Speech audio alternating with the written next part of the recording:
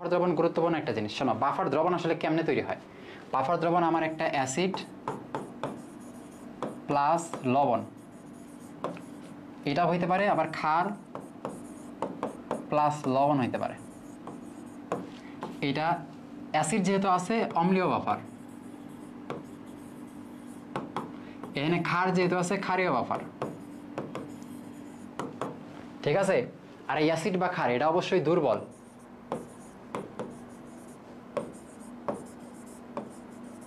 ঠিক আছে। দুর্বল অ্যাসিড প্লাস লবণ, দুর্বল ক্ষার প্লাস লবণ, ফলে লবণ তৈরি হয় আমরা জানি অ্যাসিড আর ক্ষারের বিক্রিয়ায়। ফলে এই যে লবণটা তৈরি হয়েছে, এই লবণটার অ্যাসিড পার্টও আছে ক্ষার পার্টও আছে। এর ক্ষার পার্ট আসছে তো এর থেকেই, বাট অ্যাসিড পার্টটা আসছে সবল অ্যাসিড থেকে, বুঝছো। তাহলে এই যে এই লবণ, এই লবণের তো অ্যাসিড পার্ট আছে ক্ষার পার্ট আছে, এর অ্যাসিড পার্ট আসছে এই দুর্বল অ্যাসিড থেকে। এক কথায় যেই পাশে যেই অ্যাসিড যদি থাকে ক্ষার যেতে থাকে, তাহলে ওটা থেকে অর্ধেক আসে, আর অপোজিট যেটা আসে ওটা শক্তিশালী থেকে আসে। ফলে এই লবণটার অ্যাসিড পার্টটা আসছে দুর্বল অ্যাসিড থেকে, আর ক্ষার পার্টটা আসছে শক্তিশালী ক্ষার, মানে NOH, ঠিক আছে। তেমনি এই লবণের অ্যাসিড পার্টটা আসছে, এই ক্ষার পার্টটা আসছে দুর্বল ক্ষার থেকে, বাট অ্যাসিড আসছে সবল পার্ট থেকে, যেমন HCl, ঠিক আছে। আর আমরা জানি একটা লবণের যে ক্যাটায়ন পার্টটা সেটা কিন্তু আসে ক্ষার থেকে, আর অ্যানায়ন পার্টটা আসে অ্যাসিড থেকে। এই কথাগুলো কিন্তু তোমরা একটু মনে রাখবা। এই কথাগুলো আমি লিখতেছি না, হ্যাঁ, রোজা থেকে এনার্জি একদম শেষ তো লিখতেছি না, তোমরা কথাগুলো মাথায় ঢুকবা। আমি অনেক আসতে বলছি, পারলে পরে ভিডিওটা আরেকবার একটু দেখো, প্রত্যেকটা কথাই গুরুত্বপূর্ণ। এগুলা থেকে আমি তোমাদের 99% শিওর থাকো, যত প্রশ্ন হবে তোমরা এগুলার মধ্যে থেকে পাবা, এগুলার বাইরে থেকে আসলে কিছু নাই, ঠিক আছে। দেখবা হয়তো আমি বোর্ডে লিখি নাই, বাট মুখে আমি বলছি, ওইটাই দেখবা পরীক্ষায় আসছে। এই যে পরীক্ষাগুলো দেখলাম, সাস্টের প্রশ্ন দেখলাম, ঢাকা ইউনিভার্সিটির প্রশ্ন, জগন্নাথের প্রশ্ন, জাহাঙ্গীরনগরের প্রশ্ন, সবগুলাই দেখলাম যে অনেকখানি কমন আসছে।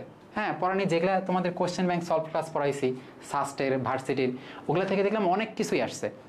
তো তোমরা যদি এগুলো ভালো করে করতা তোমরা কিন্তু একটু পারতা, ঠিক আছে। তো একটু মনে রেখো এগুলা।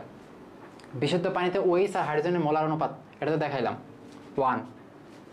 তারপর কোনটি ক্ষারীয় বাফার দ্রবণ? ক্ষারীয় বাফার তার মানে একটা ক্ষার থাকবে, সাথে একটা আমার কি থাকবে, লবণ থাকবে, তাই না। দুর্বল ক্ষার ক্ষারীয় বাফার, মানে দুর্বল ক্ষার প্লাস লবণ। এই লবণটা কিভাবে তৈরি হয়েছে? এই দুর্বল ক্ষার আর তীব্র অ্যাসিডের বিক্রিয়ায় উৎপন্ন লবণ, তাই না। দুর্বল ক্ষার প্লাস তীব্র অ্যাসিড, আর তীব্র অ্যাসিড মানে কিন্তু HCl, ঠিক আছে। ফলে এই লবণের ক্ষার, এই অ্যাসিড থেকে কি আসবে, তীব্র পার্ট, মানে অ্যাসিড থেকে একটা পার্ট আসবে, সেটা হলো তীব্র অ্যাসিড থেকে। আর আমরা জানি অ্যাসিড, তীব্র অ্যাসিড কি আছে, HCl। আর যেহেতু লবণের অ্যানায়ন পার্টটা আসে অ্যাসিড থেকে, ফলে এই লবণের মধ্যে একটা ক্লোরিন থাকবেই, এই যে এখানে দেখো। আচ্ছা, তাহলে প্রথম কথা দেখো, এটা একটা লবণ, ঠিক আছে, এটা একটা অ্যাসিড, ফলে তোমার ক্ষারীয় ব্যবহার বলছে, এটা তো আগে বাদ, কারণ এটা একটা অ্যাসিড, আর এই অ্যাসিডের সাথে তীব্র একটা ক্ষারের বিক্রিয়া, মানে NaOH এর বিক্রিয়ায় একটা লবণ উৎপন্ন হয়েছে, যেমন হাইড্রোজেনটা সরে এনটা এখানে বসছে, যে Na, ফলে এটা একটা দুর্বল অ্যাসিড, আর দুর্বল ক্ষারের বিক্রিয়ায় এটা একটা দুর্বল অ্যাসিড, আর দুর্বল অ্যাসিডের সাথে তীব্র ক্ষারের বিক্রিয়ায় উৎপন্ন লবণ এখানে দিচ্ছে, ফলে এটা একটা কি, এটা একটা অম্লীয় বাফার, সন্দেহ নেই। এখানে দেখো ক্ষারটা হলো সবল, ঠিক আছে, লবণও একটা দিচ্ছে।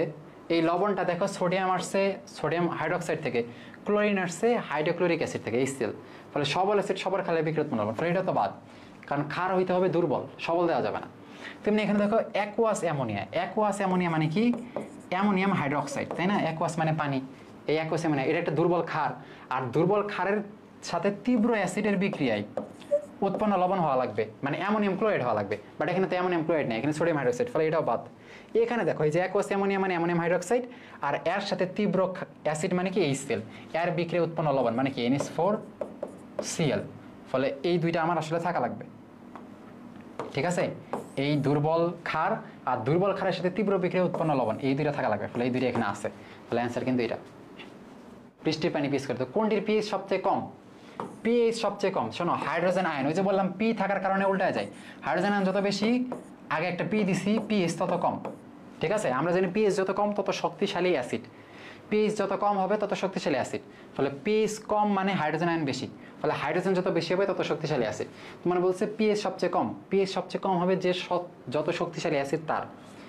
এই যে এটা একটা ক্ষারের মতো, ক্ষারীয়, ফলে এর পিএইচ অবশ্যই 7-এর বেশি হবে, ফলে এটা বাদ। এই সোডিয়াম ক্লোরাইড, এই তো একটা লবণ, যেহেতু একটা নিউট্রাল লবণ মানে সোডিয়াম ক্লোরাইড একটা তীব্র ক্ষার মানে সোডিয়াম হাইড্রোক্সাইড আর তীব্র অ্যাসিড হাইড্রোক্লোরিক অ্যাসিড এর বিক্রিয়ায় শোনো এই লবণের ক্যাটায়ন পার্টের সাথে ওএইচ যুক্ত করবা, ক্যাটায়ন পার্ট সোডিয়াম এর সাথে ওএইচ যুক্ত করলে ক্ষার পাওয়া যাবা, আর অ্যানায়ন পার্ট ক্লোরিন এর সাথে একটা হাইড্রোজেন যুক্ত করলে অ্যাসিড পাওয়া যাবা। তাহলে যে কোনো লবণ থেকে লবণের ক্যাটায়নের সাথে ওএইচ যুক্ত করলে ক্ষার পাবা, আর অ্যানায়নের সাথে এইচ যুক্ত করলে অ্যাসিড পাবা, ঠিক আছে? কারণ এই দুইটা মিলে তো পানি তৈরি করে। তাহলে এই দুইটা দেখো দুইটা শক্তিশালী, ফলে এর কিন্তু পিএইচ 7ই হবে, ঠিক আছে? যেহেতু এটা হলো প্রশমন। তেমনি সোডিয়াম হাইড্রোক্সাইড এই তো একবারে তীব্র ক্ষার, ফলে এর পিএইচ 7 থেকে বেশি হবে, ফলে এটাও বাদ। তোমার পিএইচ সবথেকে কম চাইছে, ফলে এই যে এটার হবে, কারণ এটা একটা অ্যাসিড। অ্যাসিড মানে পিএইচ 7 থেকে কম, অনেক কম। আচ্ছা 4.74 পিএইচ বিশিষ্ট বাফার দ্রবণ নিচের কোনটা? দেখো 4.74 এর পিএইচ 7 কম অবশ্যই, তার মানে এটা অবশ্যই অম্লীয় একটা বাফার, এটা বুঝতেছো? 7 কম হলে অম্লীয় বাফার।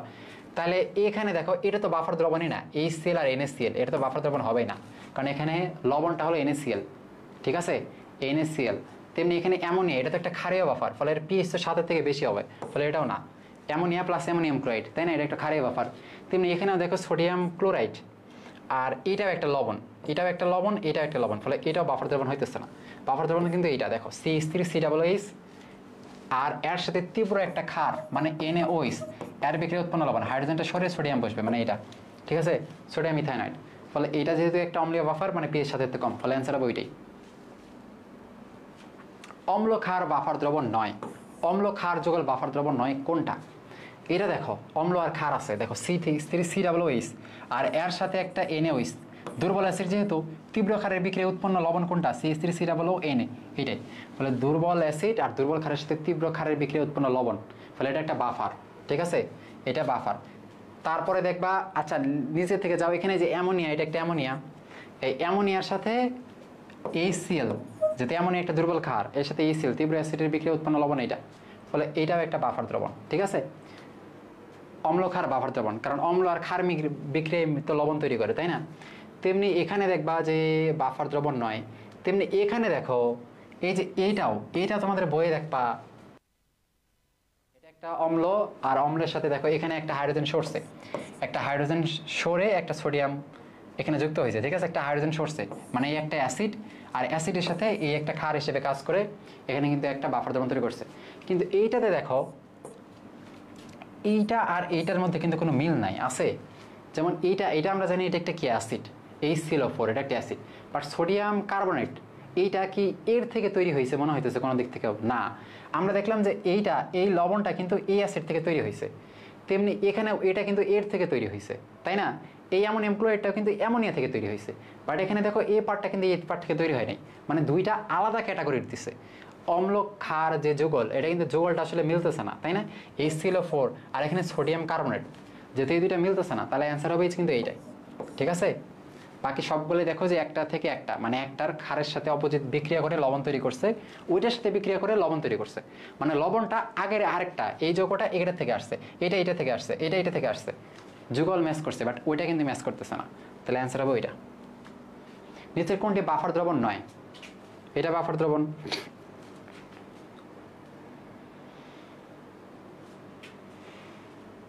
এটা তো বাফার দ্রবণ, বুঝতেছো? এখানে দেখো -1, এখানে মাইনাস, দেখো এই একটা হাইড্রোজেন ত্যাগ করে এটা তৈরি করছে, তাই না?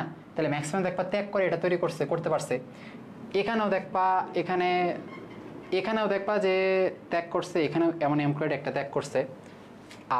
মানে এই বাফার দ্রবণ আরেকটা হয়, আমি তো বলছিলাম যে তোমার একটা লবণ থাকা লাগবে, এই লবণটারে অনেক টাইমে অনুবন্ধী বলে, ঠিক আছে? একটা অ্যাসিড যদি থাকে, অ্যাসিডের সাথে আর অনুবন্ধী ক্ষার থাকবে, বা যদি একটা ক্ষার থাকে, ক্ষারের সাথে কি হবে? অনুবন্ধী অম্ল থাকবে। তাহলে এখানে ওইটা হয়েছে, ঠিক আছে? অনুবন্ধী ওইটা হয়েছে, একটা হাইড্রোজেন সরাই এটা হয়েছে। এখানে দেখবা কি আসলে হয়েছে, একটা সরাই এটা কি তৈরি করতে পারছে? ওইটা দেখো ম্যাচ করতেছে না। তেমনি সোডিয়াম কার্বনেট, এখানে বাইকার্বনেট, তাহলে এখানে দেখবে যে বাইকার্বনেট আছে, ঠিক আছে? তার মানে এখান থেকে একটা হাইড্রোজেন, এই সরায়া একটা হাইড্রোজেন ত্যাগ করছে, এই অ্যাসিড হিসেবে কাজ করে একটা হাইড্রোজেন ত্যাগ করে সে কি তৈরি করছে? CO3 2- তৈরি করছে, ঠিক আছে? বাট CO3 2- আমি না লেখে ওটার সাথে সোডিয়াম আমি একটু বসায় দিচ্ছি, ঠিক আছে? এরা আয়ন হিসেবে দিচ্ছে, এখানে কিন্তু একটা ক্লোরিন আছে, বাট এরা ক্লোরিনটা দেয় নাই, এমনি একটা আয়ন দিছে, বাট এইখানে ওরা কি করছে? আয়নটার সাথে সোডিয়াম হইতেছে, সমস্যা নেই তো। আয়নের সাথে তোমার পুরো যৌগটা দিতে পারে বা যৌগের একটা ভাঙাও দিতে পারে। ফলে এই যৌগের অনুবন্ধী জিনিসটা কিন্তু এখানে দেওয়া আছে, এরও দেখবা অনুবন্ধী জিনিস কিন্তু এখানে দেওয়া আছে, ঠিক আছে? অ্যামোনিয়াম ক্লোরাইড আর অ্যামোনিয়াম আয়ন, এখানে এটা ছিল না, এখানে NH3 ছিল, ঠিক আছে? তাহলে NH3 ছিল আর এখানে কি আছে NH4+, তার মানে এই যৌগ একটা হাইড্রোজেন গ্রহণ করে সে এইটা তৈরি করছে, তার মানে অনুবন্ধী জিনিসগুলো আছে। তাহলে অনুবন্ধী যেহেতু এরও আছে, এরও অনুবন্ধীটা আছে, হ্যাঁ, একটা হাইড্রোজেন ত্যাগ করে এটা তৈরি করছে, তেমনি এর অনুবন্ধী আছে, বাট এর কিন্তু আসলে অনুবন্ধী মিলতেছে না। দেখো এই এক পোর্শন, এই এক পোর্শন, আলাদা আলাদা পোর্শন, মানে আগেরটার মতো একটু কনসেপ্ট। তাহলে অ্যান্সার হবে এইটা, ঠিক আছে? তাহলে বাফার দ্রবণে অবশ্যই অনুবন্ধী এই টাইপের হইতে হবে, দেখবা যে একটা চেঞ্জ করবে এই টাইপের হওয়া লাগবে। বা সবল অ্যাসিড তীব্র ক্ষার, আসলে সবল অ্যাসিড মানে দুর্বল অ্যাসিড, আর দুর্বল অ্যাসিডের সাথে তীব্র ক্ষারের বিক্রিয়ায় যে উৎপন্ন লবণটা, ওই লবণের লাস্টের পার্টটা যদি তুমি বাদ দাও, এখানে তো সোডিয়ামই ছিল, ওই লবণের লাস্টের পার্টটা বাদ দিলে দেখবা এটা আসলে অনুবন্ধীই হইতেছে, বুঝছো? দুইটা কিন্তু আসলে একই। এবার দেখো মাটির পিএইচ হ্রাস পেলে কি করবা? পিএইচ কমে গেছে, তাহলে তুমি পিএইচ বাড়াবা। পিএইচ বাড়ানোর জন্য আমার ক্ষার দেওয়া লাগবে। ক্ষার কি আছে? ক্যালসিয়াম আর ম্যাগনেসিয়াম ক্ষার বা চুন, এগুলা দিবা। আর পিএইচ কমানোর জন্য ফসফেট, নাইট্রেট, এগুলা সার দেওয়া লাগে, ঠিক আছে? তাহলে পিএইচ কমানোর জন্য আমার নাইট্রেট, ফসফেট আর সালফেট, এই সারগুলো দেওয়া লাগে। টিএসপি, ট্রিপল সুপার ফসফেট, ড্যাপ, এগুলো দেওয়া লাগে পিএইচ কমানোর জন্য। বাট পিএইচ বাড়ানোর জন্য শুধুমাত্র আমার চুন